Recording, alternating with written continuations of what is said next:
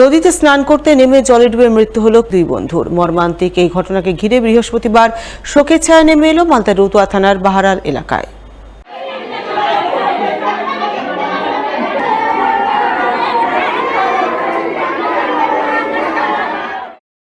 জানা গেছে মৃত দুই কিশোরের নাম যথাক্রমে ইমরান সবজি ও শেখ বাপি। এদের মধ্যে ইমরানের বয়স 14 বছর, স্থানীয় এক স্কুলের 8ম শ্রেণীর ছাত্র, এবং বাপি শেখের বয়স 15 বছর, 9ম শ্রেণীর ছাত্র। তাদের দুজনেরই বাড়ি রতুয়া থানার বাহারাল কসবা গ্রামে। বৃহস্পতিবার দুপুরের দিকে তারা দুই বন্ধু মিলে বাড়ি থেকে কিছুটা দূরে বাহারাল নূরপুর ব্রিজের কালিন্দ্রী নদীতে স্নান করতে নামে, কিন্তু স্নানে নেমে দুজনেই জলে তলিয়ে যায়। সঙ্গে সঙ্গে স্থানীয়রা জলে নেমে খোঁজাখুঁজি শুরু করে। এরপর কিছুক্ষণ পর দুজনের মৃতদেহ উদ্ধার হয়। তাদেরকে তড়িঘড়ি উদ্ধার করে রতুয়া গ্রামীণ হাসপাতালে নিয়ে যান, কিন্তু চিকিৎসক দুজনকে মৃত বলে ঘোষণা করেন। এই ঘটনায় পরিবারবর্গ কান্নায় ভেঙে পড়েন। পরিবারবর্গের বুক ফাটা কান্নায় আকাশ বাতাস কার্যত ভারী হয়ে ওঠে। এলাকায় নেমে আসে গভীর শোকের ছায়া। পরে রতুয়া থানার পুলিশ দুটি মৃতদেহ উদ্ধার করে মালদা মেডিকেল কলেজ হাসপাতালে ময়নাতদন্তের জন্য পাঠায় বলে জানা গেছে। বাইরে ছিলাম, এখন আমি শুনতে পেলাম কি নদী থেকে চান করতে গেছিল, নদীতে ডুবে গেছে। এবার আমি দৌড়িয়ে হসপিটাল আসলাম। হসপিটালে এসে দেখলাম কি আমার ছেলে শেষ আছে ছিল। ওরা দুটাই গ্রামের বন্ধুই ছিল, দুটাই বাচ্চা ছিল। হ্যাঁ, কোনো কেউ সঙ্গে নাই। শুনতে পেলাম কি দুটা বাচ্চা আছে, ওরা একসঙ্গেই ঘোরাফেরা করে, ওঠা বসা করে আমার বাড়িতে আসছে, ওর বাড়িতে যাচ্ছে। কালিন্দ্রী নদী যেটাকে আমরা নূরপুর ব্রিজ নামে আমরা চিনি আর কি, সকলে এলাকার মানুষ। সেই ব্রিজে জলটাও কম ওখানে এই মুহূর্তে, যেহেতু গ্রীষ্মকাল চলে এসেছে, জলও কম। দুই বন্ধু স্নান করতে গেছিলো সকালে, সেখানেই স্নান করতে গিয়ে দুর্ঘটনার কবলে পড়ে দুজনে তলিয়ে যায়। পরে গ্রামবাসীরা জানতে পেরে ছুটে যায়, তাদেরকে উদ্ধার করে হাসপাতালে নিয়ে আসা হয়।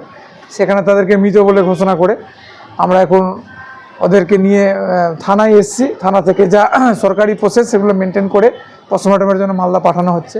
এলাকায় শোকের ছায়া নেমে পড়েছে। আমাদেরই পরিবারের ছেলে, খুব দুঃখজনক একটা ঘটনা। চোরের উপদ্রব রুখতে বিশেষ উদ্যোগ গ্রহণ করল মালদা থানার পুলিশ। সিসি ক্যামেরা বসানো শুরু করল পুরাতন মালদা পৌরসভার বেশ কয়েকটি ওয়ার্ডে।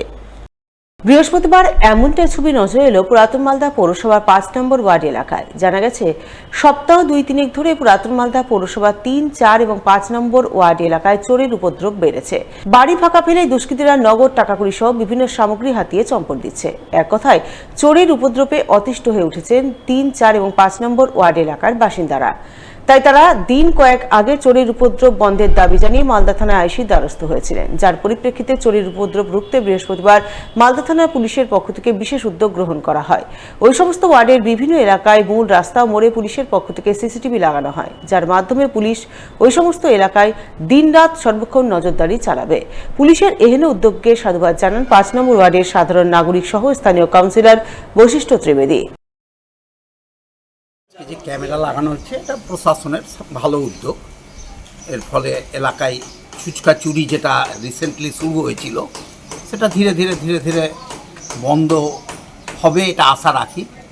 প্রশাসন আরও সজাগ হওয়ার এটা আরও একটা পদক্ষেপ, ডিজিটাল পদক্ষেপ।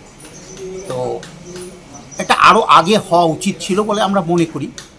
এটা লাগানোতে দুরকম উপকার হবে। এক, আমাদের ওল্ড মালদা রাস্তা খুব ছোট সরু রাস্তা, অনেক ছেলেপেলে হাই স্পিডে গাড়ি চালিয়ে যায়, সেটাও কন্ট্রোল হবে। সেটা বলা যাবে পাবলিককে যে তোমরা জোরে চালাও না, সিসিটিভি ক্যামেরা তুমি ধরা পড়ে যাচ্ছ। তারপর চোর এগুলো যদি হয় তো ওটা তো ধরা পড়বেই। আরও অনেক রকম ক্রাইম আছে, যেগুলো ক্রাইম সিসিটিভি ক্যামেরা লেগে থাকলে ভয়ে মানুষ করতে চাইবে না। এটা খুব ভালো উদ্যোগ আইসি সাহেবের।